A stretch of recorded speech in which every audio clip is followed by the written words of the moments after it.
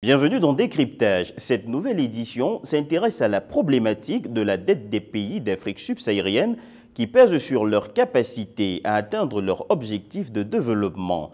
Pour en parler, nous recevons Ousmane Diagara, vice-président pour l'Afrique à la Banque mondiale. Il aborde les mécanismes et leviers à mettre en place pour sortir les États du piège de l'endettement. Monsieur Ousmane Diagara, bienvenue sur Africa 24.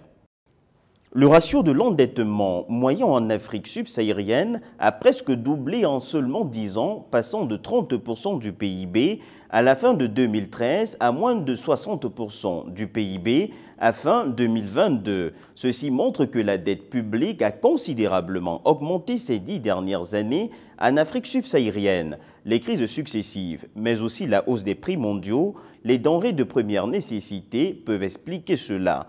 Quels sont les leviers pour sortir de l'engrenage de l'endettement pour les pays africains?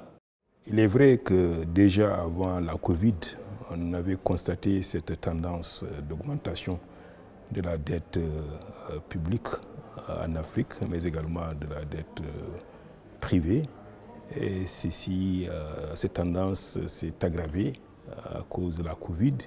Et depuis la Covid, parce que nous sommes dans une situation de crise permanente, je dirais maintenant, et toutes ces crises-là se chevauchent.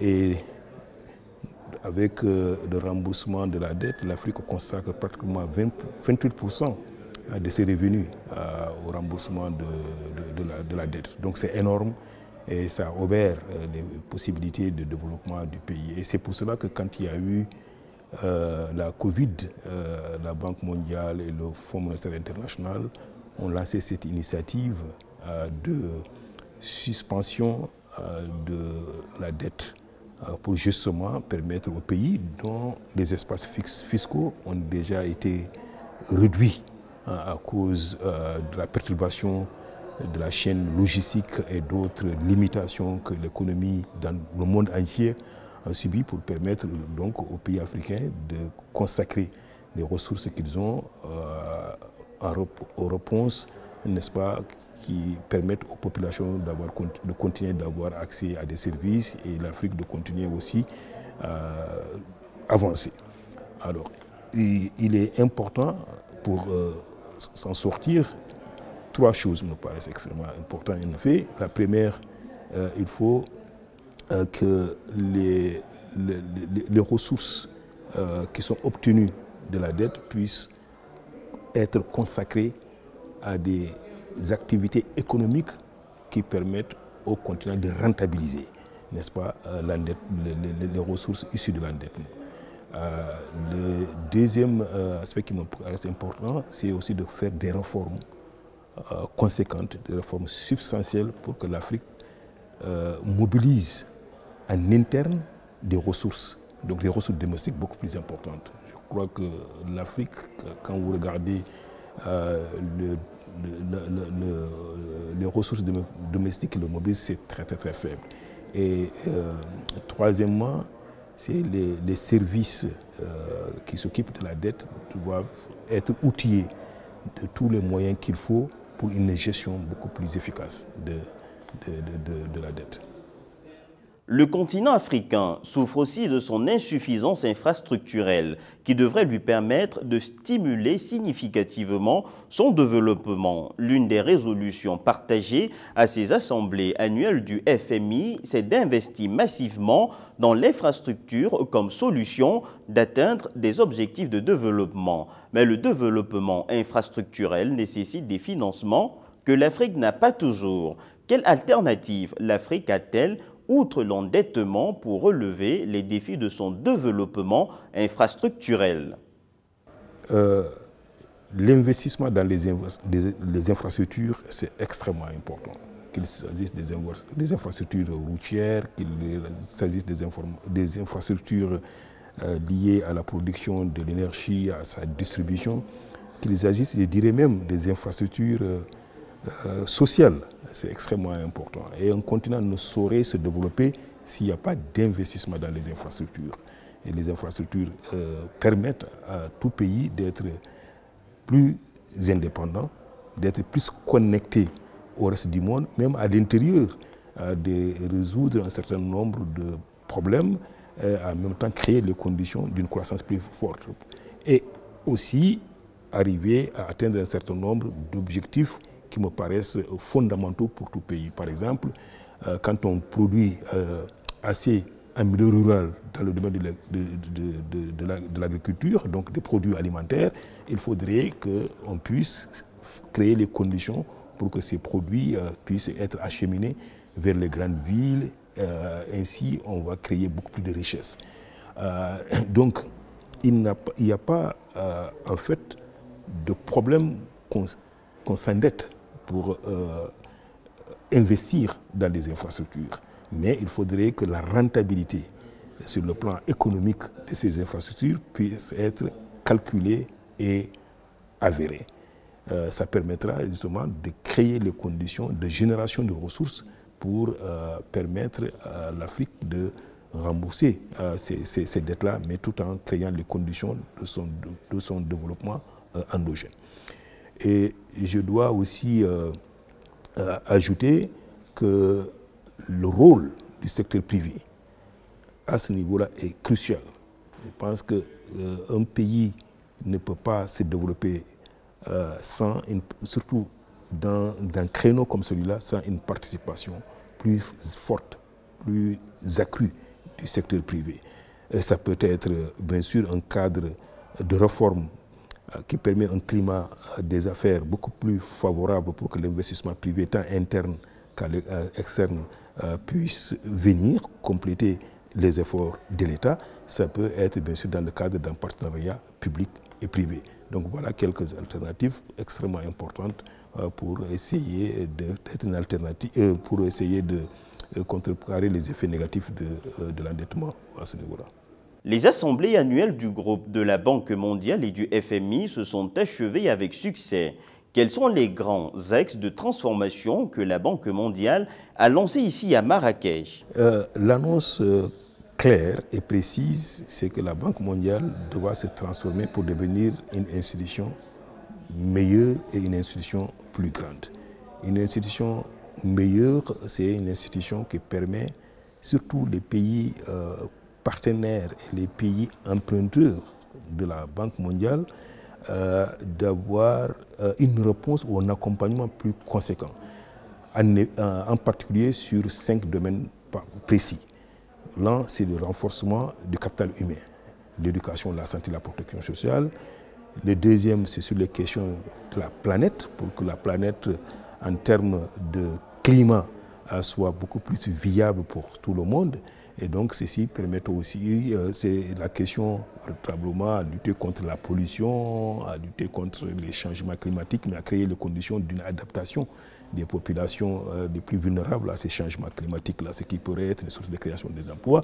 Le troisième, c'est créer les conditions d'une richesse beaucoup plus importante au niveau des pays. Le troisième, on en a parlé, c'est le développement des infrastructures.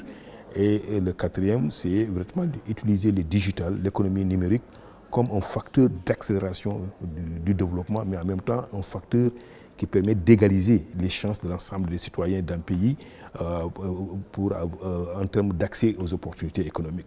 Mais je dirais aussi une institution plus grande, c'est une institution qui a des ressources financières plus importantes.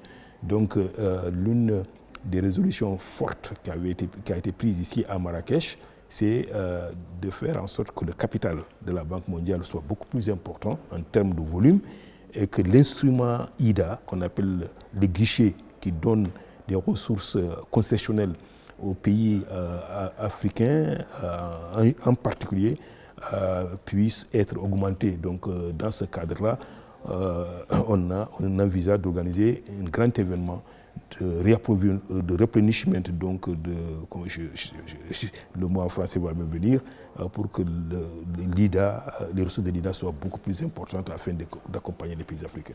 Renforcer la capacité des prêts, des emprunts plus massifs, mais surtout de l'argent moins cher aux pays pauvres, c'était quelques attentes de ces assemblées annuelles. Les travaux des assemblées sont achevés. Pensez-vous qu'on y soit parvenu ? De toutes les façons, ça fait déjà longtemps qu'on y est parvenu en ce qui concerne la Banque mondiale. Parce que sur les 20 dernières années, ce guichet IDA dont je vous ai parlé tout à l'heure n'a cessé de connaître une augmentation significative. Ce qui a permis à la Banque mondiale justement aussi d'augmenter considérablement les ressources qui sont mises à la disposition des pays les plus vulnérables, les pays les plus faibles au niveau de l'Afrique. Sur les 4 dernières années seulement, depuis que moi j'ai pris en charge la région Afrique, de l'Ouest et de l'Afrique centrale, on a augmenté les ressources qui vont aux pays, les 22 pays que je couvre, de 15 milliards de dollars. Et cette tendance va continuer. Elle va se continuer à travers la mobilisation de ressources qu'on va faire dans le cadre des cycles de reconstitution de l'IDA. Elle va se faire dans le cadre de la capacité financière de la Banque mondiale qui pourrait mobiliser beaucoup plus de ressources sur le marché financier international et donc contribuer au guichet de l'IDA. Mais elle se fera aussi lorsque les pays africains auront démontré, n'est-ce pas, leur capacité à utiliser de manière beaucoup plus efficace les ressources. Parce qu'une chose, c'est une augmentation en termes de quantité, une autre, c'est une augmentation en termes qualitatifs. Donc, ce qui est fondamental pour que les objectifs de développement puissent être atteints. Selon vous, comment les pays africains doivent-ils utiliser leurs richesses minières pour stimuler la croissance économique du continent? Beaucoup de pays africains sont des pays avec une richesse minière extrêmement importante. Mais le secteur minier souffre de 3 handicaps majeurs. Le premier, c'est une sorte d'enclave. Le secteur minier, en général, n'est pas très connecté aux autres secteurs de développement économique. Et quand vous regardez, d'ailleurs, les zones de production minière à l'intérieur d'un pays ont tendance à être ces zones où le niveau de développement est relativement faible comparé au reste d'un pays donné. Deuxièmement, c'est un secteur qui est essentiellement, dont l'exploitation est essentiellement fondée sur le capital, donc les investissements physiques. Et ce n'est pas un secteur qui crée beaucoup d'emplois. Et ce dont l'Afrique a besoin, ce dont les populations africaines et la jeunesse africaine en particulier a besoin, c'est davantage de l'emploi. Et troisièmement, les programmes d'investissement public qui sont préparés au niveau des pays miniers ont tendance à être des programmes d'investissement qui règlent le court et le moyen terme. Ce n'est pas des programmes d'investissement qui se situent dans la durée. Donc, pour utiliser le potentiel extrêmement important du secteur minier et l'avantage que beaucoup de pays africains disposent en ayant comme richesse, n'est-ce pas, les mines, c'est d'œuvrer à avoir d'abord une stratégie sur le moyen et le long terme, pas seulement une stratégie de court terme. Deuxièmement, c'est de travailler à ce que la gouvernance du secteur minier soit une gouvernance vertueuse et que, troisièmement, qu'on crée des passerelles entre les secteurs miniers et les autres pans de l'économie pour qu'il y ait ce qu'on appelle un effet de ruissellement, n'est-ce pas, du secteur minier sur l'ensemble des objectifs de développement d'un pays. Monsieur Ousmane Diagara, vice-président pour l'Afrique à la Banque mondiale, merci d'avoir répondu aux questions d'Africa 24.